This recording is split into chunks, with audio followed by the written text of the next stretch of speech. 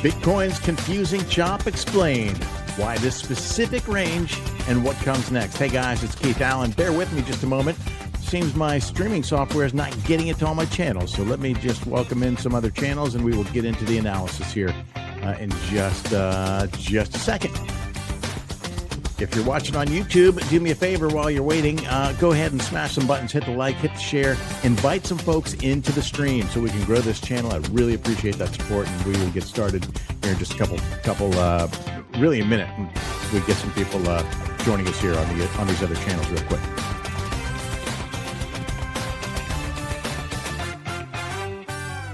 Let's go ahead and start fresh and refresh. If you're new to the stream, welcome, my friends, to the show that never ends. This one seemed like it was never going to begin. My name's Keith Allen. I am a full-time trader. I'm a work-from-home dad, and I am co-founder of Material Indicators. Today, our topic, one that is near and dear to all of us, love it or hate it, Bitcoin's confusing chop explained. Why this specific range and what comes next?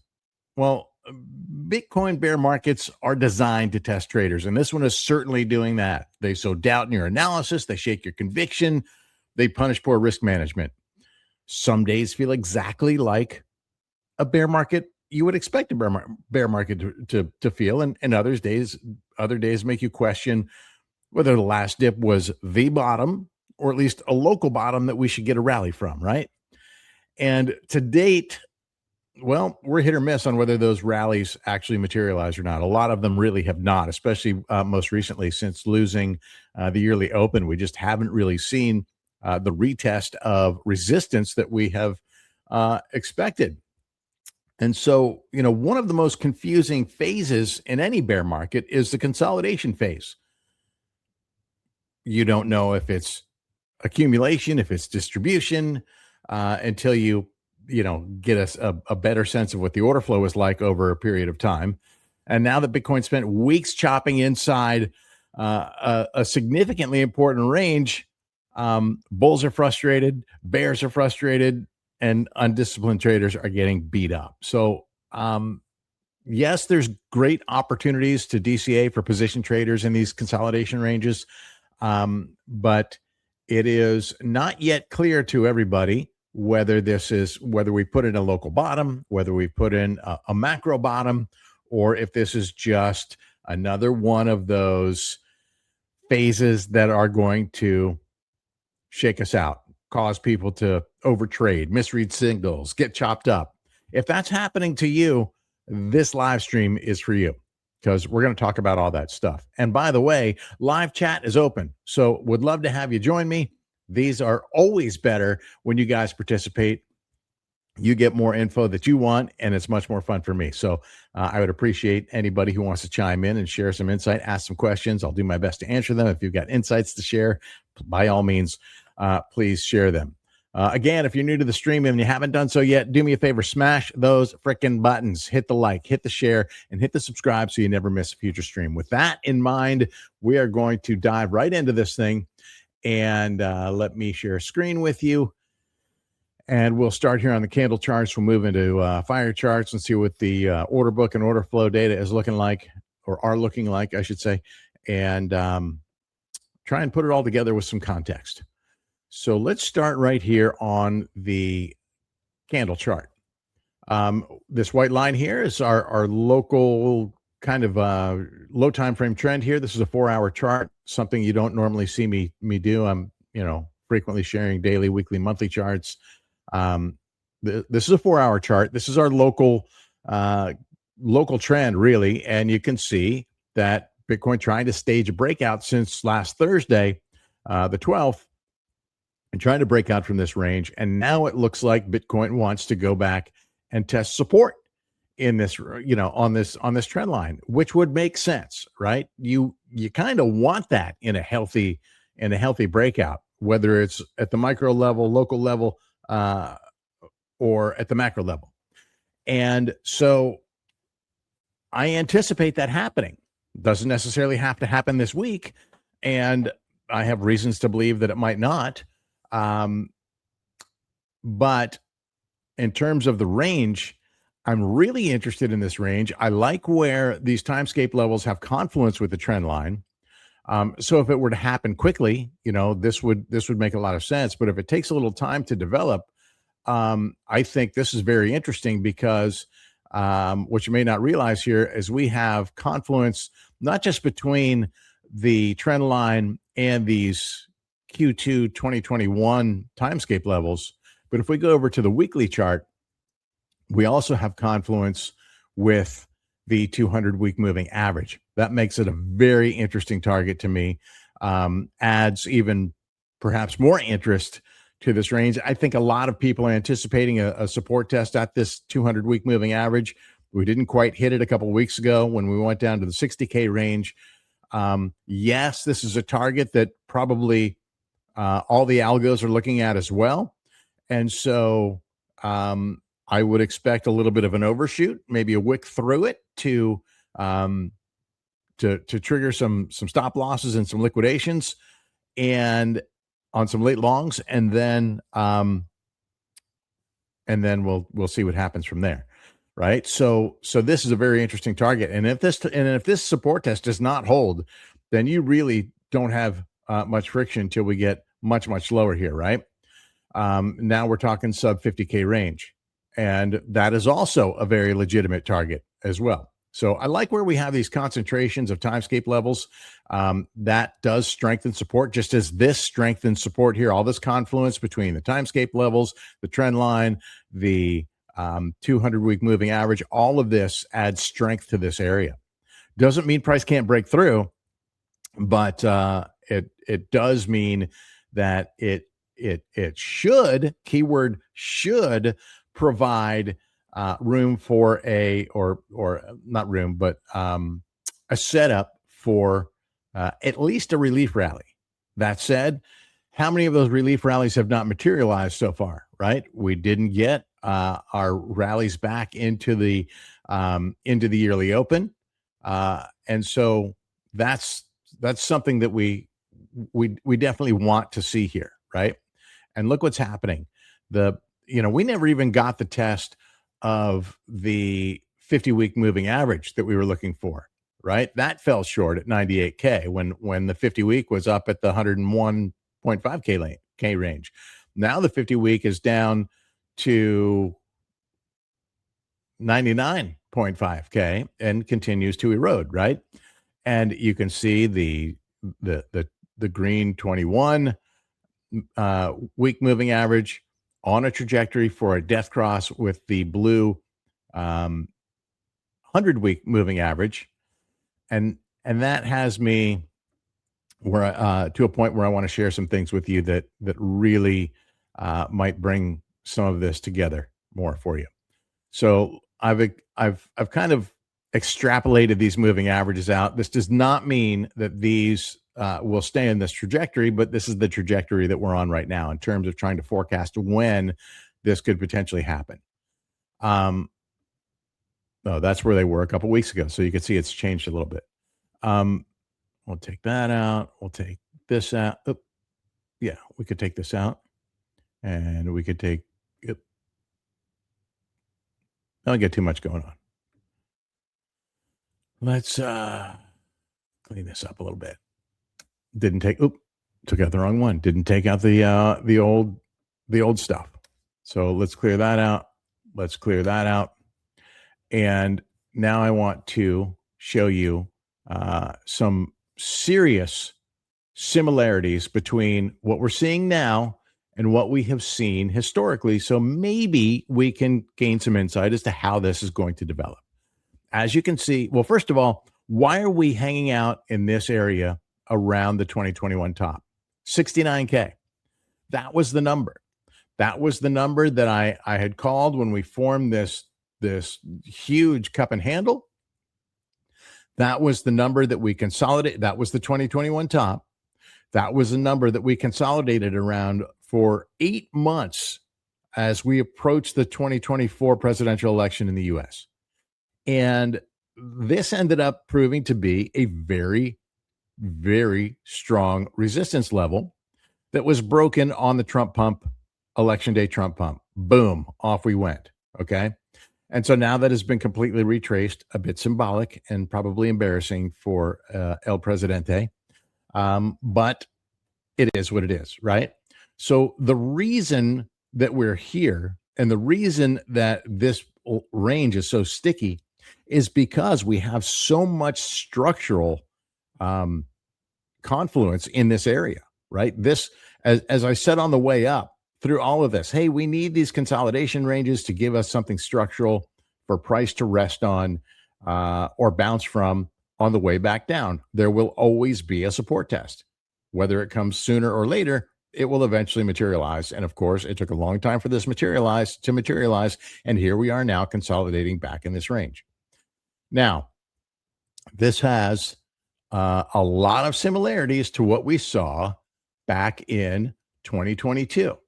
Okay. We had the 2021 top was here. And I want you to see some similarities here. Notice we had a death cross between the 21 and the 50-week moving averages, which we also have here. Boom and boom. And then we have additional things that are worth noting, like a consolidation period. We had a good 4 or 5 weeks of consolidation here. We're now starting to consolidate here similarly. And we also have a imminent death cross happening just as we had back in 2022 in this breakdown. Doesn't mean it has to develop exactly the same way. Doesn't mean we're going to stay mirrored throughout the cycle. However, if we do, and so far we are, then this would be a point where this will trigger. These death crosses seem to trigger algos, and even though it's a lagging indicator, that momentum tends to continue, and this could take us to the next leg down. And I'm hearing a lot of talk about whether or not this cycle or this bear market is accelerated. It might be. You never know when the catalyst is coming that flips the trend, but so far it hasn't materialized.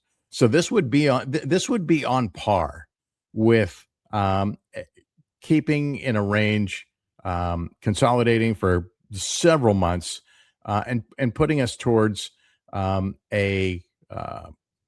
a bottom sometime Q3, Q4 of this year potentially, and then starting to grind out. I do not see any scenario without some sort of miraculous catalyst that gets us to an all-time high in 2026. I see a scenario where we find a bottom in 2026, but I don't see a scenario where we are making a new all-time high in 2026. Of course, the market thrives on unforeseen scenarios. So just because we can't see it doesn't mean it doesn't happen. Like we could speculate on all the things that could trigger a black swan, but guess what? It's never the thing you expect at the time you expect. So who knows, right? What could, obviously we've got geopolitical tension and enough hotspots in the world, including here in the US, that could cause it. We have enough economic issues anywhere in the world that could cause it. We have counterparty risk concerns that can cause it. And likewise, in terms of a recovery back to the bull market and flipping the trend, I mean, the Clarity Act is something that looms overhead, that everybody is talking about. But guess what? It's number one, it's delayed. Number two, it's compromised. Whatever they come up with, right? So yes, it's a positive in terms of a defined, clear, definitive regulatory environment that is going to make things more attractive for long time legacy institutional money, banks, etc., right? All coming in. And I think that a lot of this decline that we're seeing in price right now, a lot of this erosion is because banks are anticipating that coming in, and they want to load up on cheap Bitcoin. And so, even in phases like now where we're seeing some accumulation happening, it is those institutional investors, they're basically dollar cost averaging. They're not so worried about buying the absolute bottoms. They are just dollar cost averaging their way down. Consolidation ranges, and especially important ones like this, make sense to dollar cost average.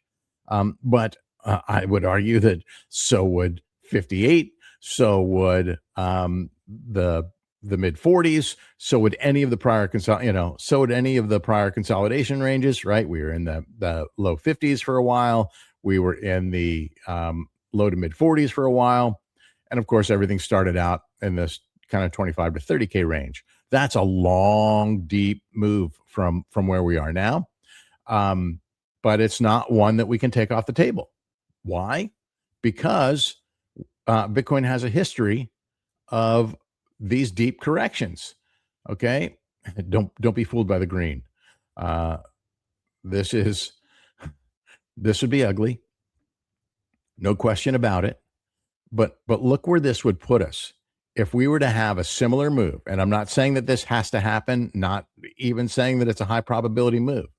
But if this were to happen from the current all-time high, it would put us in a situation where look where we're at. Look where price goes. That's to the 28K range. That's an area of prior consolidation, structural support, if you will. That is very, very interesting to me. I think I've heard arguments of going all the way down to 15K, 10K, 8K because of the Michael Saylor strategy, et cetera, et cetera. I would say at the moment, those feel like very low probabilities without the unimaginable black swan getting us there. And if they happen, then those tend to recover relatively quickly, right? Like, look at this. This was the COVID crash. Boom, V-shaped recovery.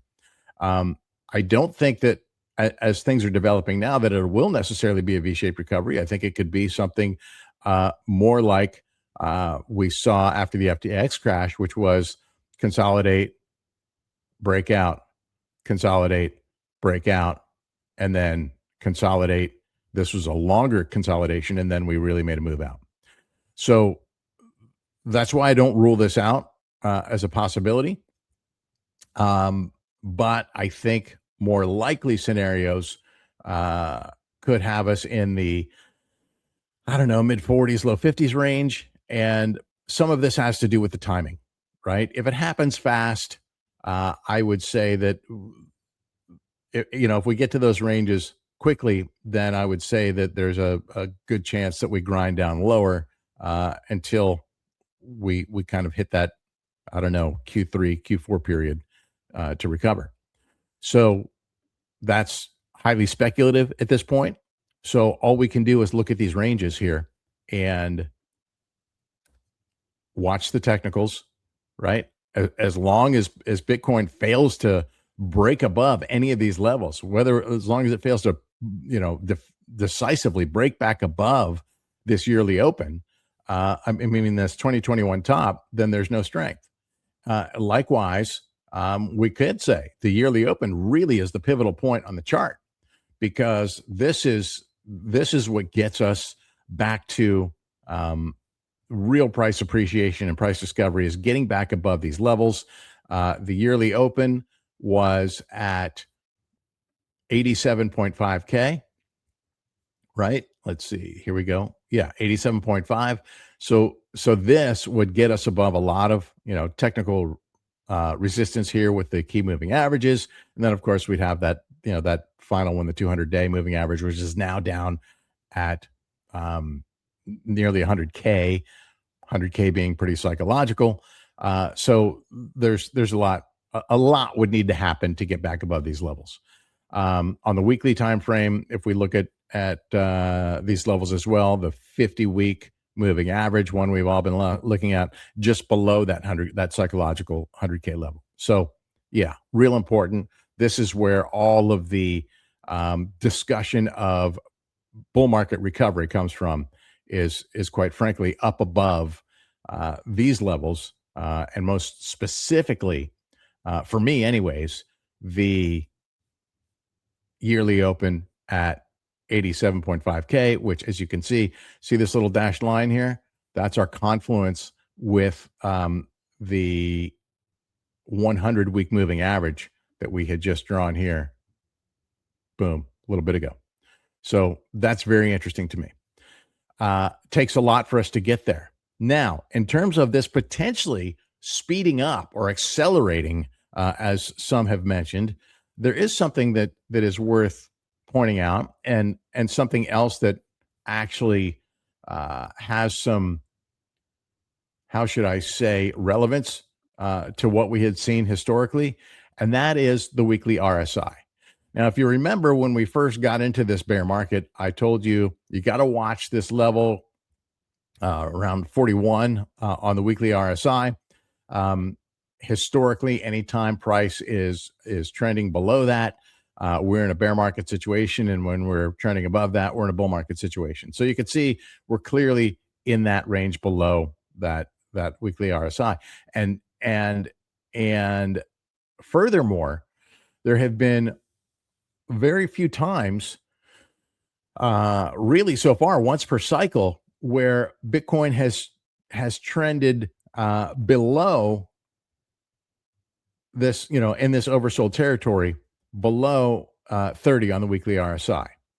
It happened back in 2015, where it found a bottom. In 2018, it also, right, there was a period of consolidation, but it did lead us to a bottom at the 200-week moving average. However, in 2022, when it occurred, it didn't actually find the bottom. We were searching. We had some consolidation, and I want you to see, notice what's happening here. This went on for a few weeks, several weeks actually, from about early June to early July. So it was for a month, basically, right? So this could be kind of the consolidation that we're seeing right now, could be similar to this. And this one found its way into a bit of a relief rally before a resistance test, and then breaking down again to finally finding the bottom in November.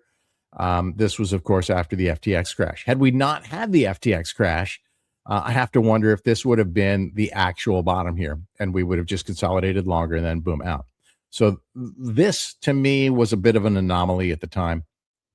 I'm not expecting the same mirroring of another black swan counterparty risk type of event here, but that would just be all too weird if it did. Stranger things have happened in this market, right? So we're here right now. I mean, it is almost identical. And so if you factor in that we are searching, we're oversold on the weekly time frame, we're searching for support, we have an imminent death cross developing, and so if we could conceivably get this, get some sort of relief rally going prior to this happening, then we could really see this, this death cross leading us to the next leg down. And again, nothing says this has to happen the same way, but we would be foolish to ignore this, right? Hey, Alex, did I see the BTC gold chart? I have not looked at the Bitcoin gold chart. We can maybe look at that in a little bit, but I have not really analyzed that chart at all, but happy to go through that for you. If you have any insights on it, by all means, share them with us, Alex. So before I go down that rabbit hole, let me show you one reason why I think that we might not get that run down to the 200-week moving average this week, which, if you remember, had confluence with the trend line and with the timescape levels down here when I had that stuff up. So let me just give you the refresher on that. So we have this confluence here. I do think that is a likely, at least a high probability that we get there at some point. The reason I don't think it's necessarily going to happen this week, and this could be invalidated, okay? And I'm showing you this because I'm transparent. I'm a man of my word, right? So trend precognition has given us a signal here on the weekly time frame. And I'll be honest with you, this signal has really fluctuated since it first appeared. Now, these signals are not, they're tentative until the candle close, but we can often trade them early because we know which ones are strongest. And when they first appear, right at the candle open, um, those tend to be uh, the best signals. And well, those tend to be very good signals. And the even better signals are the ones that have confluence when the A2 plus algo up here, that's the trend precognition A2 plus algo, you can see that up here, have confluence with the A1 algo down here. And as you can see, we have a signal down here. We have a confluent signal here. That gives this signal a higher probability, more strength, in my opinion. And that comes from experience. So now that said, this has happened since this opened. This opened at a probability score of like 31. Since then, it has gone as high as I think the low 40s, low to mid 40s, and as low as I think 28. I saw maybe yesterday. So this could invalidate. It most certainly could. And we have things happening in the order book here, which let me drag fire charts onto the scene. We have things happening in the order book that are, how should I say, not so organic. I won't go as far as to call them manipulation, but I probably could. Look at this. There's just blatant price suppression going on. This came down from here, and then later this appeared up here. There's blatant price suppression going on here. And so they're compressing price into this range, trying to force a support test. And you can see recently some bid liquidity has moved out of this range here. Not a lot, but a couple million worth. And so these liquidity dynamics have been just like really constantly shifting here over the past few days. And this triggers volatility. Now we're in a tight range here, right? So volatility is only going to go so deep. But back to what I was trying to say about this signal, if for this signal to remain valid, this doesn't necessarily mean that price is going to soar. Technically, what it means is price is not likely to go. There's a low probability that price will go lower than last week's low, which was just above 65K. So obviously a dip to 65K would invalidate this signal. And we're getting dangerously close to that. So watching that closely, would love to see price grind back above here, maybe rally into this death cross before a further breakdown. That's just my take on things. You may have a different one, and if you do, I'd love to hear it. And I would welcome you to come join us in the trading community on Telegram. We have a free trading community. You can find a link to it on the X page. You can find a link to it on the Material Indicators X page, on the Material Indicators website, on the YouTube channel, on the CoinMarketCap channel. You can find it everywhere. If you really want to find it, trust me, you can find it, or you can DM me and I'll send it to you. But yeah, that's a place we're discussing this stuff all day, every day. So Alex has asked about BTC Gold. Hey, I do these live, so what the heck? Let's just take a look at it live. And while we're doing that, let's just take a look at what's going on here with ETH. Weak doji candle going on here, but also having a signal on the daily chart from trend precognition, confluent signal, I should say, but also in a situation where it looks like it wants a support test down at the trend line to validate this breakout attempt, or invalidate it, I should say. And let's see if we have the same kind of confluence with the 200-week moving average. No, we don't. It's way up here as resistance up at the 2400 range. So this really gets us down to, let's see. confluence with this this timescape level, which is 2023. Doesn't matter when it's from, really, with the exception of the current year. I think the current yearly timescape levels are the most important, way up here as resistance, as you can see, around. We have some key resistance up here that really going to make that hard to break. Also psychologically around 3K. So there's that. Back to what did we say we're going to look at? Gold. Let's go to that XAU, something like that, right? Okay. Well, does this turn into a V-shaped recovery, in your opinion? And as you can see, I have no geometry on this chart whatsoever. I've not looked at it. Let's see if we get any timescape levels up here that look interesting. So look at this.